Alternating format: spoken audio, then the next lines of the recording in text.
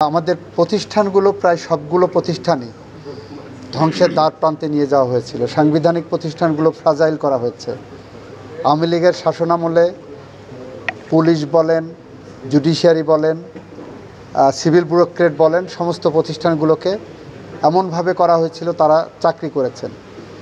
সরকার একটা চলমান প্রক্রিয়া, সেই প্রক্রিয়ার অংশ হিসেবে যারা বড় ধরনের অপরাধের সাথে জড়িত না প্রশাসনে, তারা নিশ্চয়ই চাকরি করবেন, দেশের জন্য রাষ্ট্রের জন্য তারা চাকরি করবেন। সেখানে সরকার অপরাধ বিবেচনায় নিয়ে তাদের বিষয়ে সিদ্ধান্ত নেবেন। সেটি হলো জুলাই সনদের বাস্তবায়ন। এটা জাতীয় ঐকমত্য কমিশন দেখছেন, ওনারা যেটা সবার সাথে কথা বলে চূড়ান্ত সিদ্ধান্ত নেবেন, সে অনুসারে এটা বাস্তবায়িত হবে। এখানে আইনসঙ্গত কোনো বাধা আছে বলে আমি মনে করি না।